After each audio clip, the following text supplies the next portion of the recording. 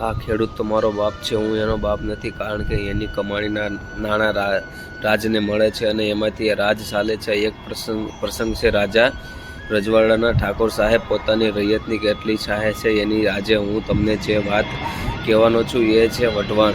આ ગામ સુરેન્દ્રનગર જિલ્લાથી 2-3 ગાંવ દૂર છે. વઢવાણ એક ઐતિહાસિક અને બહુ પ્રાચીન રજવાડું છે. જે દી જામનગરનો જન્મ નહોતો, જે દી નહોતા મોરબીના મહેલ, ત્યારે આ વઢવાણ વટથી ઊભું હતું. એનું જૂનું નામ વર્ધમાનપુરી છે. વઢવાણમાં ઝાલાવાડ તરીકે જાણીતા પ્રદેશમાં જૈન, રાજપૂત, દરબાર, બ્રાહ્મણ, સતવારા, માળી, સોમપુરા, હરિજન, સોની, મુસ્લિમ, ખોજા, વોરા, ભરવાડ, રબારી જેવી જુદી જુદી જ્ઞાતિ અહીં વસે છે. અહીં આજે જે સુરેન્દ્રનગર છે ત્યાં પહેલાં વઢવાણના કેમ્પ રાખવામાં આવતો, એટલે આજે પણ અહીં આજુબાજુના ગામડાવાળા હટાણું કરવા માટે આવે એટલે એમ જ કહેશે કે ચાલો કાંપમાં જઈએ. મૂળ કાંપ એટલે આજનું સુરેન્દ્રનગર, અને એ સુરેન્દ્રનગરનું નામ પણ વઢવાણના રાજા સુરેન્દ્રસિંહજીના નામ પરથી રાખવામાં આવ્યું છે. થોડાક વર્ષો પહેલાંની વાત છે. વઢવાણના રાજા ઠાકોર સાહેબ શ્રી દાજીરાજ સિંહજી પોતાની રૈયત પર કેટલો અપાર અને અસીમ પ્રેમ હતો એના અસંખ્ય ઉદાહરણ છે, પણ આ એક જ ઉદાહરણ એમની પ્રજા વાત્સલ્યતાના પુરાવા માટે પૂરતું છે.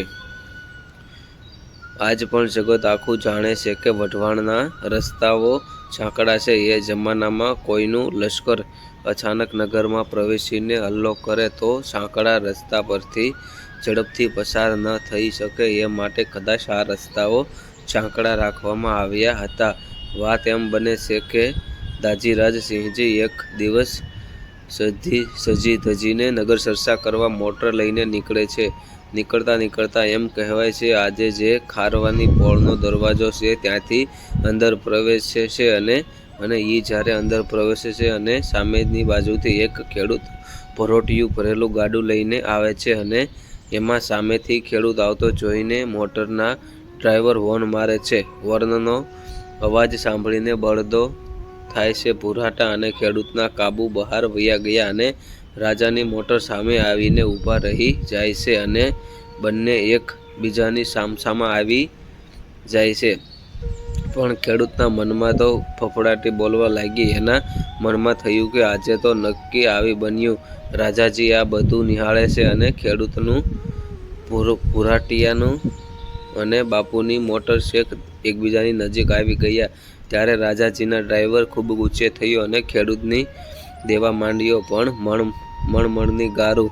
ડ્રાઈવરે ખેડૂતને કીધું કે જોતો નથી તારો બાપ ગાડીમાં બેઠો છે, ગાડું પાછળ વાળ, એટલી ભાન નથી પડતી કે સામેથી દાજીરાજ સિંહજી આવે છે. ખેડૂતના પગ તો ધ્રુજવા લાગ્યા. હમણાં રાજાજી કંઈક કહેશે, મનમાં ગભરાટ વ્યાપી ગયો. આ તો રાજના ધણીનું વાહન, એ પાછું ન વળે, રાજા રસ્તો ના બદલે. આ વાત ખેડૂત પણ જાણતો હતો, પણ મુશ્કેલી એ હતી કે ગાડું પાછું વળે એમ ન હતું. એક જ ઉપાય હતો, બળદ છોડીને ગાડું ખાલી કરે, પણ એમાં સમય જાય. બાપુ ગાડીમાં બેઠા બેઠા આખો તમાશો જોઈ રહ્યા હતા. એટલે દયાળુ દિલનો દુલ્લો રાજા પોતાના રાજાના ખેડૂતની મૂંઝવણ કળી ગયો. એમને તરત જ ખુલ્લા ડ્રાઈવરને હાકલ કર્યો કે મૂળુભા, આપણી ગાડીને ગેર હોય, આ ગાડાને ગેર ન હોય. ગાડી પાછી વળે, ગાડું પાછું ન વળે, માટે ગાડી પાછી વાળો. ડ્રાઈવર મૂળુભા તો અવાક થઈ ગયો.